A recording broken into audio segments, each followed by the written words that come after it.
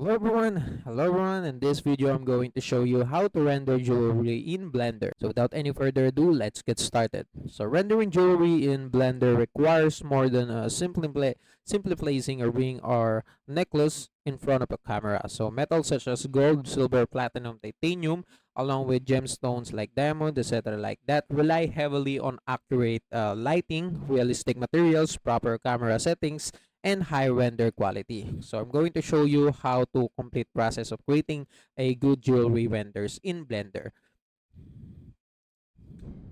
So now I'm going to show you that you need to use cycles as your rendering model rather than Eevee, because yeah, Eevee is much faster, but cycles is generally preferred choice for jewelry because it provides more accurate reflections, better light refractions in gemstones. So what you need, of course, you need to have a blender, you need to have a jewelry model, whether it is a whatever you want, at least it looks like a jewelry. You need to have a cycles render engine, so you need to change your render properties from EB to cycles, so make sure that you change that. And also you use GPU rendering, but it's recommended. So now step one, open the blender, launch the blender, and create a new file and open your jewelry file, whether it's a obj file or it's blend file itself. So I'm going to open a new file, which is already a blend file or blender file.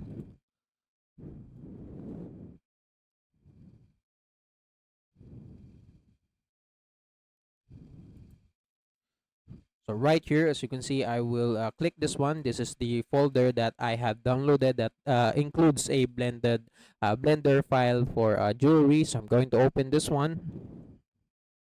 And yes, that's it. So as you can see, it shows a bunch of diamonds on a platform. So now we need to render this diamond as high with high quality as much as possible. So after importing your jewelry model, you need to center the jewelry. So select the jewelry itself, press Alt G, and, and yes, so let's remove the plane first.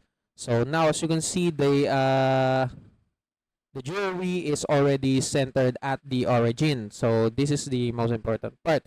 So this clears its location. So if needed, press S to scale it appropriately, or press G again to move it or rotate it using R. So switch to cycles now. As I said, we already switched our render properties from. So yeah, as I said, you need to change the render properties, the render engine from ED from. So as I said, you need to change the render engine from EV to cycles. So also the device, if you have a dedicated GPU, you need to choose a GPU compute. Otherwise, you use CPU. So GPU rendering is usually much faster. So just a recommendation.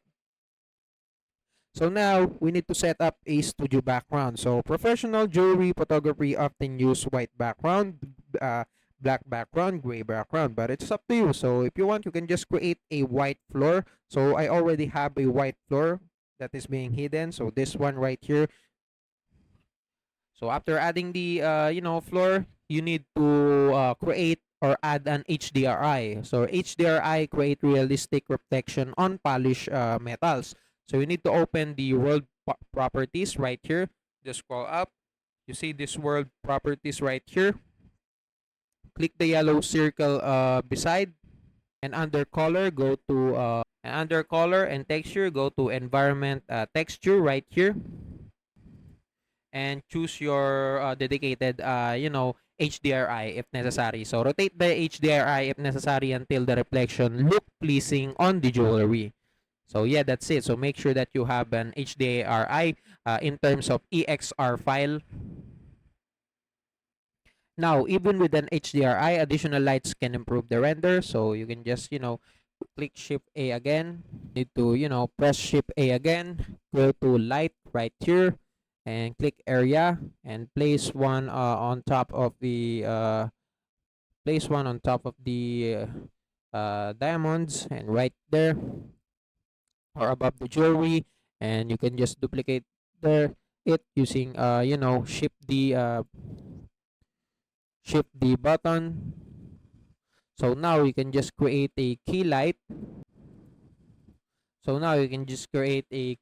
So whatever you want, fill light and pattern light. So yeah, it's pretty much easy to set. Go to the emission and change the color you want. And now create a gold material. So on the material properties, so check. So just click one of the jewelry, click the material right here, and under it click new, add new materials. Use the principle the BSDF, and suggested value for metallic, it is 1.0 right here, and for the roughness, 0.5, so or 0.05 to 0.15. So let's say we use 0.5. For the base color, get the gold tone right here. So this one, okay, what's the gold tone? Yeah, this one gold tone right here. And the lower roughness will produce a more polished appearance, while slightly higher roughness create a brush finish. And that's how you can create a gold material. For the silver material, yeah, it's up to you. I think the metallic is 1, the roughness is 0.03, and the 0.1, the base color are light gray. So yeah, for the platinum, the metallic is 1, the roughness is 0.08, and the base color is neutral gray. Now you can enable smooth shading. So click a jewelry, right click it, and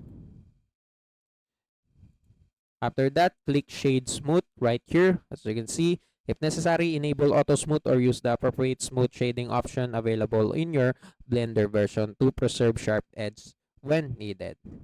Yeah, that's it. So now configure the camera, select 0 right here, and enter the camera view. Move it using BGG. Enter the camera view and frame the jewelry attractively.